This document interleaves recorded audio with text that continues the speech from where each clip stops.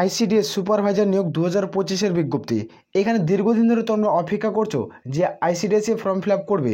তো form fill up করার আগে তোমরা এই ভিডিওটি সম্পূর্ণ আগে দেখো, তারপরে ফর্ম ফিল আপ করবে। তো এখানে দেখো তোমরা রাজ্যের যে 23টি জেলার ব্লকে ব্লকে রিক্রুটমেন্ট করেছে, তোমরা কোন কোন ব্লকে তোমরা রিক্রুটমেন্ট করেছে এবং কোন কোন ব্লক থেকে তোমরা কোথায় জব পোস্টিং পাবে সেই সম্পর্কে আলোচনা করব। বয়স, বেতন, যোগ্যতা, ফর্ম ফিল আপ কী রয়েছে সেই সম্পর্কে তো আলোচনা করছি।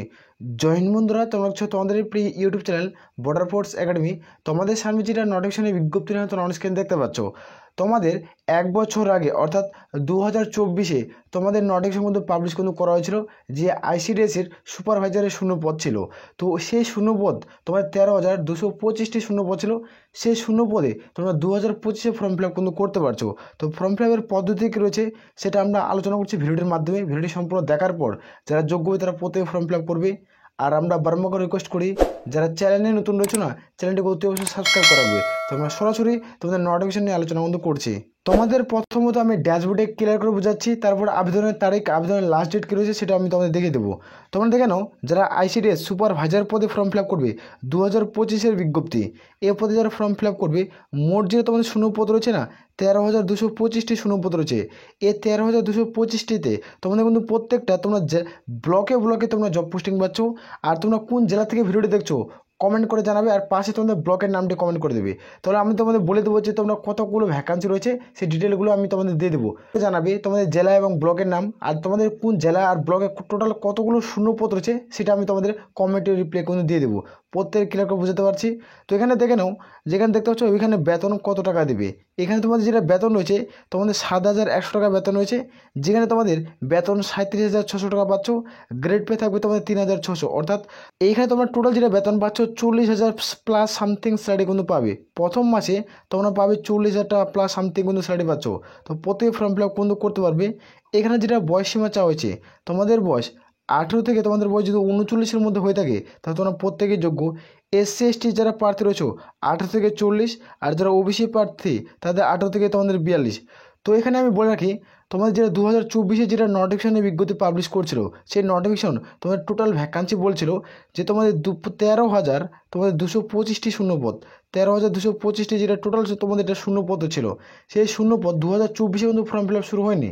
তো 2025-এ তোমাদের ফর্ম ফিল আপ শুরু হচ্ছে, তোমরা প্রত্যেকে ফর্ম ফিল আপ করতে পারছো। এটার তোমাদের কিছু কারণের জন্য তোমাদের কিন্তু এই রিক্রুটমেন্টের বিজ্ঞপ্তি কিন্তু প্রকাশিত করেনি। তো 2025-এর নোটিফিকেশন কিন্তু আসছে, তখন 2025-এ প্রত্যেকে ফর্ম ফিল আপ করতে কিন্তু পারছো। তো এখানে দেখে নাও শিক্ষাগত যোগ্যতা কী লাগবে যারা 4 থেকে ফর্ম ফিল আপ করবে। তো এখানে যে কোনো শাখা থেকে, যে কোনো বিভাগ থেকে তুমি যদি গ্র্যাজুয়েশন অর্থাৎ স্নাতক যদি পাস করে থাকো, তা বিএ পাস, তাহলে তোমরা প্রত্যেকে ফর্ম ফিল আপ করতে পারছো।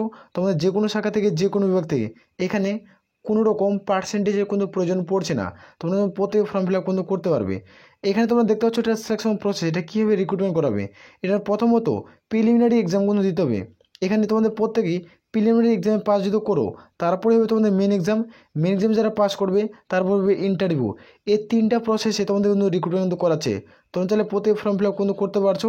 এখানে দেখে নাও তোমাদের প্রিলিমিনারি যেটা এক্সাম সেটা ফুল মার্কস তোমরা দেখতে পাচ্ছ 100 নম্বর একটা পরীক্ষা দিতে হবে, যেখানে 100 নম্বর তোমরা পাবেই পাবে।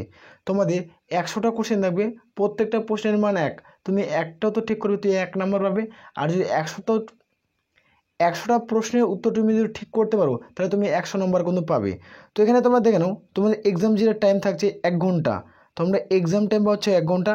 আর নেগেটিভ মার্ক দেখতে পাচ্ছ 3টা প্রশ্ন ভুল করলে প্রাপ্ত নম্বর থেকে 1 নম্বর কিন্তু কেটে নেবে। পরীক্ষার হলে তুমি যদি 3টা প্রশ্ন ভুল করে থাকো, প্রাপ্ত নম্বর থেকে 1 নম্বর কিন্তু কেটে নেবে। দেখতে পাচ্ছ জেনারেল নলেজ, এখানে দেখতে পাচ্ছ এটা তোমাদের রয়েছে অ্যারিথমেটিক এবং রিজনিং, এটা তোমাদের সিলেবাস।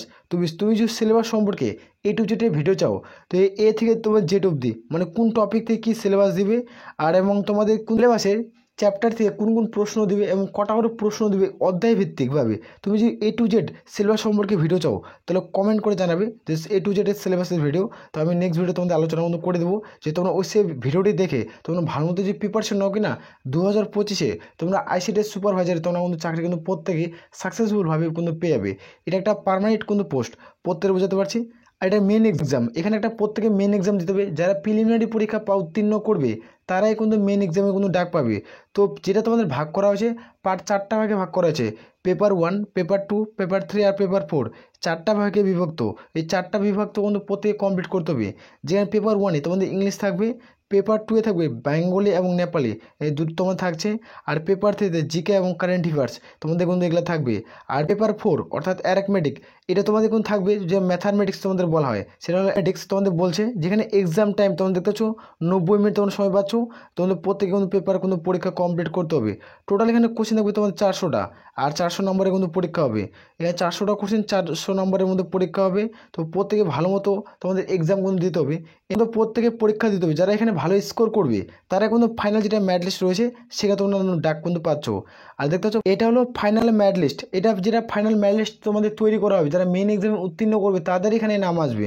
তো এখান থেকে যে তোমাদের মেন এক্সাম আর তোমাদের ইন্টারভিউ, এই দুটার উপরে ভিত্তি করে তোমাদের নাম্বার কিন্তু কালেক্ট কিন্তু করাবে। যাদের এখানে সর্বোচ্চ নাম্বার থাকবে তারা এখানে জব পোস্টিং পেয়ে যাবে। তো এই প্রসেস এখানে রিক্রুটমেন্ট করাচ্ছে।